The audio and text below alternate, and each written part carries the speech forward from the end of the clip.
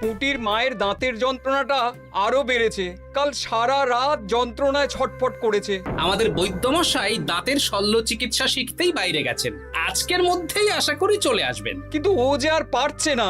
শোনো, তুমি একটা তুলোর মধ্যে লবঙ্গ তেল দিয়ে পুঁটির মায়ের যে দাঁতে ব্যথা হচ্ছে তার গোড়ায় রাখো। বৈদ্যমশাই এলে আমি তোমাদের বাড়িতে যেতে বলছি। আচ্ছা গোপাল দাদা। যাই, বাজার থেকে চটপট ঘুরে আসি, এরপর আবার রাজসভায় যেতে হবে।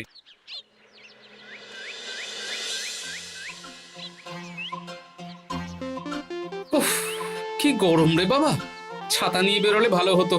এই তো সামনে আখের রস বিক্রি হচ্ছে, একটু আখের রস খাই, শরীরটা বেশ চাঙ্গা লাগবে। ভাই, আখের রস কত করে দিচ্ছ? 1 ভাঁড় 10 আনা গোপাল দাদা। দাও দেখি 1 ভাঁড়। আরে, এই যন্ত্রটা কিন্তু দারুণ। ওই আমাদের রাজ্যের বিজ্ঞানী মশাইয়ের অবদান।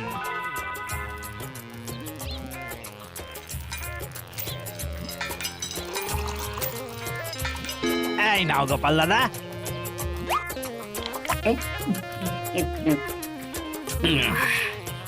আহ, শান্তি। এই নাও ভাই, তোমার 10 আনা।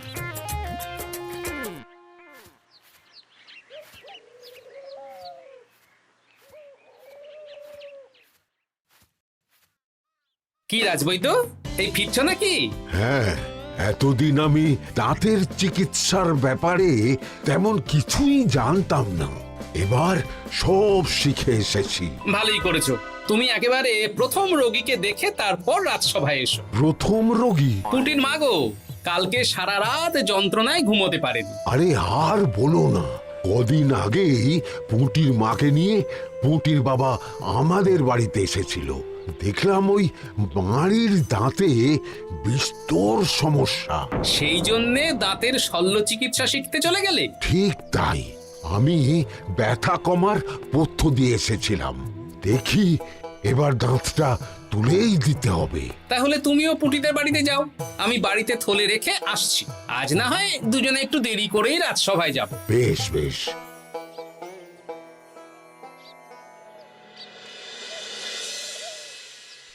দেখুন মহারাজ, দেখুন আজকে রাজবৈদ্য আসেনি, আর ওদিকে গোপালও ডুব দিয়েছে। এই আনন্দে আমাদেরও ছুটি দিয়ে দিন মহারাজ। কি আনন্দে? এই গরমে বাড়ি বসে একটু আমপানার শরবত খাবো আর ঘুমবো। রাজ্যের সেনাপতি যদি বিশ্রামের কথা বলি, তাহলে আমার আর কিছুই বলার নেই।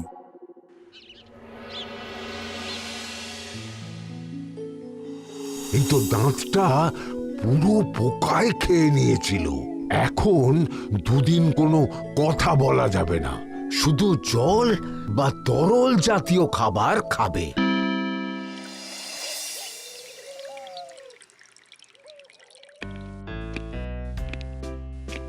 ওই তো গোপাল আর রাজবৈদ্য দুজনে একসাথে রাজসভায় ঢুকছে। রাজবৈদ্য মশাই ওনার জীবনের প্রথম শল্য চিকিৎসা করছিলেন, তাই আমিও দেখছিলাম। তা কি রাজবৈদ্য, সফল হয়েছো? হ্যাঁ মহারাজ, পুঁটির মায়ের একটা মাড়ির দাঁত পোকায় খেয়ে নিয়েছিল, সেটাই তুলে দিলাম। ভালোই হলো, আমাদের রাজ্যে কোনো দাঁত তোলার বৈদ্য বা চিকিৎসক ছিল না। এখন তুমি সাধারণ রোগ ব্যাধি নিরাময়ের সাথে সাথে দাঁতের চিকিৎসাও করবে। কিন্তু মহারাজ, একটা যে সমস্যা আছে। আবার কি সমস্যা? আমি যে দাঁতের শল্য চিকিৎসা করি, এটা তো আর রাজ্যবাসী জানে না, তাই কতজন আর আমার কাছে আসবে সে নিয়ে আমার সন্দেহ আছে। মানে তুমি চাইছো যাতে তোমার কাছে বেশ কিছু রোগী তাড়াতাড়ি আসুক, যাতে তুমি অনুশীলনও করতে পারো, তাই তো? একদম ঠিক ধরেছেন মহারাজ, কাজ না করলে হাত পাকাবো কি করে?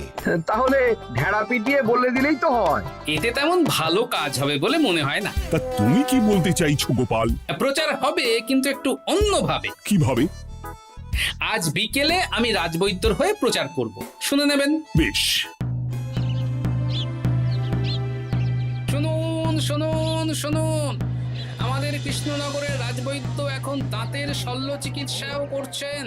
যারা যারা আমাদের রাজবৈদ্যের কাছে দাঁত তোলাবেন, তাদের দাঁত তোলার পরে 2 দিন কোনো শত্রু থাকবে না। চিকিৎসার সময় সকাল 7টা থেকে সকাল 10টা পর্যন্ত।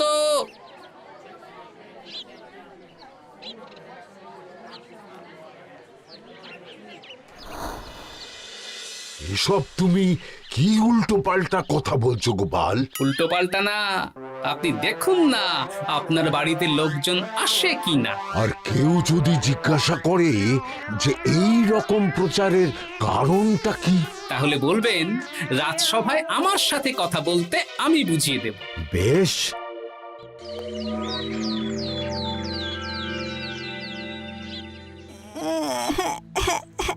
তোকে বারবার বলি এত মিষ্টি গুড় কাঠি খাস না। কি করব বাবা, কি ব্যথা!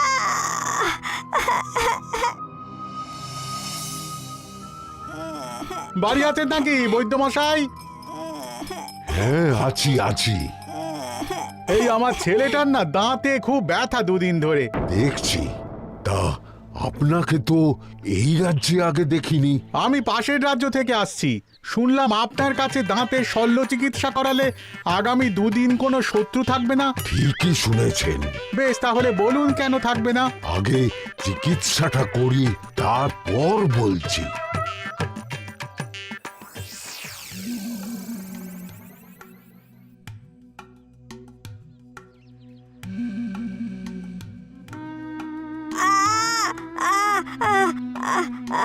আর চিন্তা নেই, এখন দুদিন কোনো কথা বলা যাবে না। এবার তো বলুন আমার ছেলের আগামী দুদিন কোনো শত্রু থাকবে না কেন? আজকে রাজসভায় চলে আসুন, ওখানে গোপাল এই প্রশ্নের উত্তরটা দিয়ে দেবেন। তা বৈদ্য, তোমার কাছে আজকে কেউ এসেছে? সকাল সকাল দাঁত তুলে এলাম মহারাজ। বাবা, একদিনের প্রচারই এই ব্যাপার? মহারাজ, মহারাজ, বাইরে কয়েকজন অপেক্ষা করছে, তারা গোপাল দাদার থেকে কিছু জানতে চায়। তাদের ভিতরে আসতে বলো।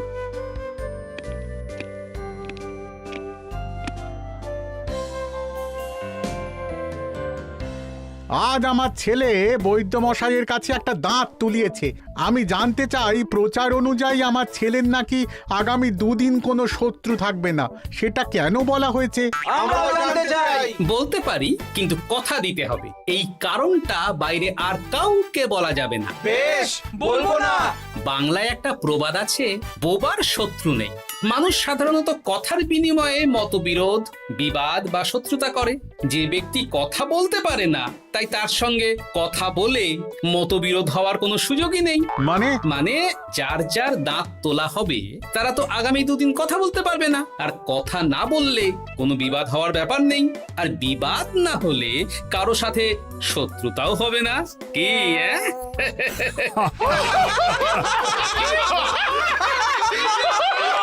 এই জন্যই তুমি হাসির রাজা গোপাল ভাঁড়। কে তোমার কথা শুনতে যাবে? একদিন না হয় প্রচারের চমকে এলো, এরপর কিভাবে আসবে শুনি? এরপর রাজবৈদ্যের সুনামেই লোকজন ছুটে ছুটে আসবে। বাহ বাহ বাহ, তোমার কত জ্ঞান! মহারাজ, এই কথা শুনে আমার মাথাতেও একটা বুদ্ধি এলো। অল্প পুঁজিতে শুধু প্রচারের জোরে এত রোজগার করব না, গোপাল হাঁ করে দেখবে। নিশ্চয়ই কোনো লোক ঠকানোর কথা ভাবছেন। মোটেই না। আচ্ছা, আগামী 3 দিন ব্যাপী মেলা হবে, সেখানেই তোমরা দুজনে তাহলে ব্যবসা করো। বেশ, করব। যে সবচেয়ে বেশি রোজগার করবে তাকে আমি 50 মোহর পুরস্কার দেব। রাজি। মেলার শেষে আমার প্রশংসায় পঞ্চমুখ হবেন সবাই, দেখে নেবেন।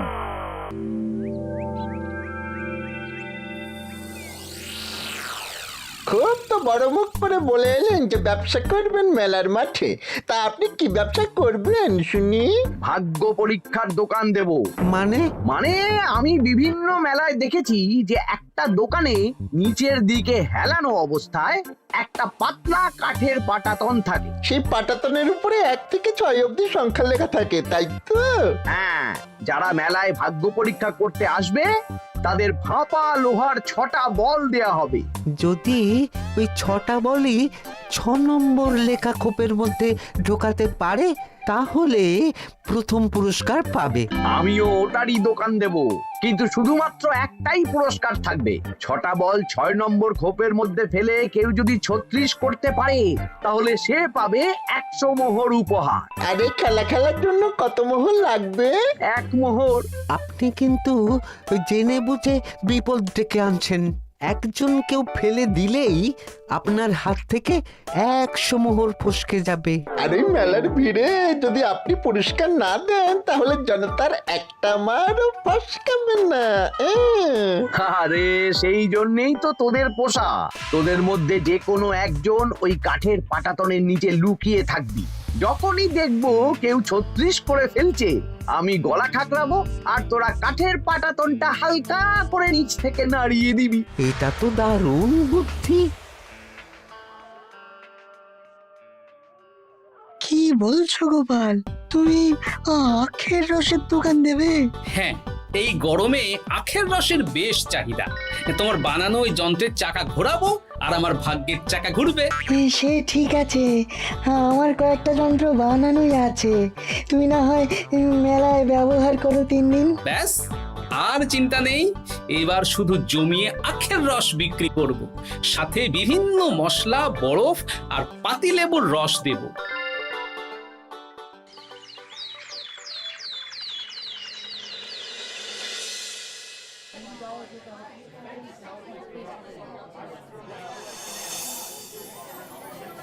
এই দোকানের পানীয় খেয়ে মন হবে বশ।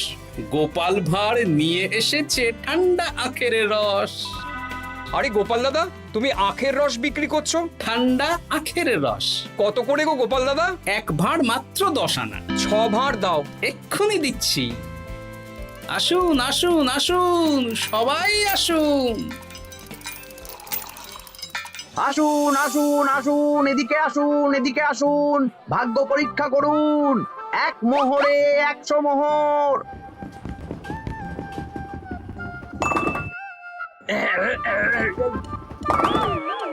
ভাগ্য পরীক্ষা করুন। মন্ত্রী মশাই বলেন কি 1 মোহরে 100? তুমিও ভাগ্য পরীক্ষা করাবে নাকি? একবার বাজিয়ে দেখতে দোষ কি? দাও, আখের রস খেয়ে বরং চলে যাই। এই তো হয়ে এসেছে। এই নাও, ধরো।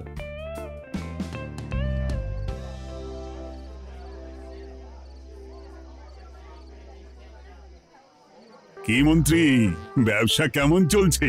ভালোই। আপনি একবার ভাগ্য পরীক্ষা করে দেখবেন নাকি মহারাজ? না না না, আমি এসবে নেই। জানি আপনার কাছে 100 মোহর নস্যি, তবুও 1 মোহরের বিনিময়ে চেষ্টা করে দেখুন না। আচ্ছা, এত করে বলছো যখন, দেখি। 1 মোহরে 6টা বল। বাবা বাবা বাবা, দেখুন মহারাজ চেষ্টা করে।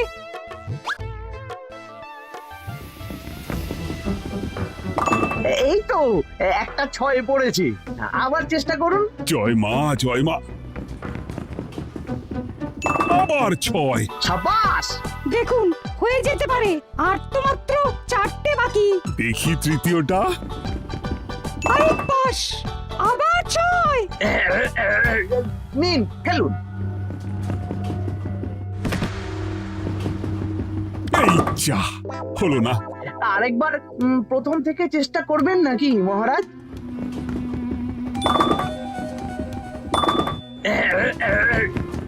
না, এবারেও হলো না। 2 মোহর জলে। অন্য সব জায়গায় বাকি সংখ্যাতেও পুরস্কার থাকে, আপনার এখানে নেই কেন? আমার এখানে ধামাকা পুরস্কার, তাই বাকি আর কিছু রাখিনি। 36 করতে পারলেই 100 মোহর। এই নাও মন্ত্রী, 2 মোহর।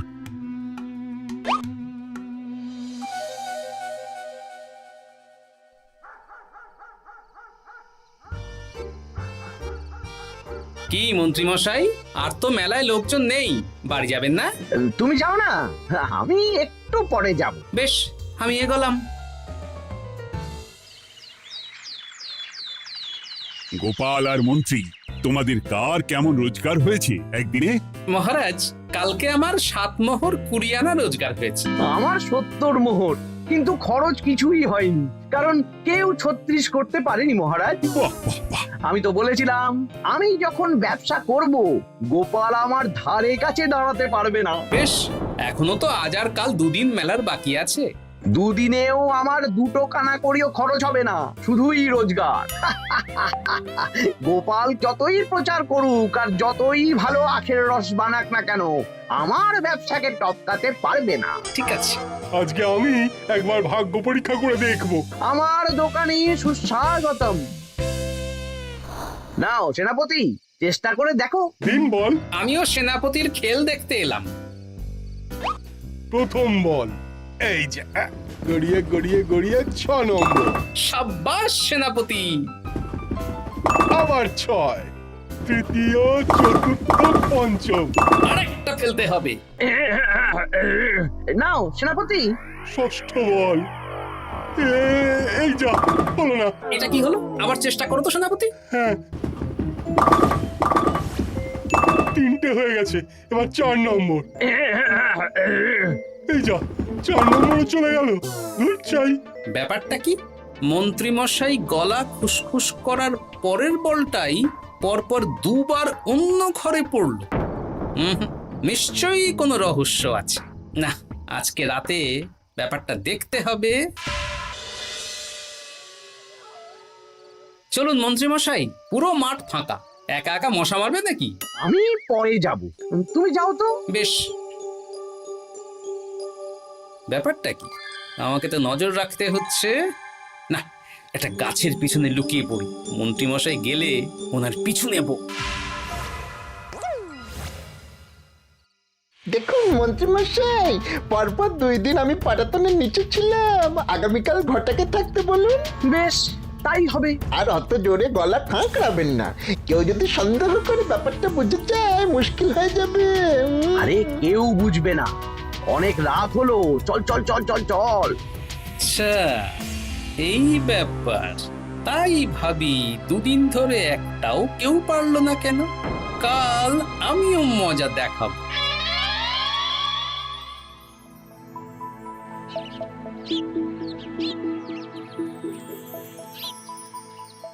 বাবা চলে এসেছেন দেখছি। এত চাহিদা না আমার এই ভাগ্য পরীক্ষার, তাই আগে আগে চলে এসেছি। মন্ত্রীমশাই, আপনাকে মহারাজ এক্ষুনি ডাকছেন। এখন কেন? সে তো জানি না, চলুন।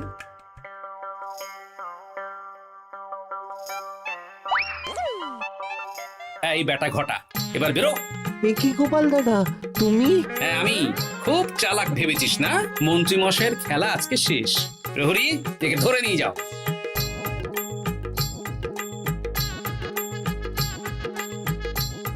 বিজ্ঞানী, তুমি তোমার চুম্বক নিয়ে এসেছো তো? হ্যাঁ, এবার 6 নম্বরের নিচে একটা টান টান করে সমান রেখা টানতে হবে, আগা থেকে গোড়া অবধি।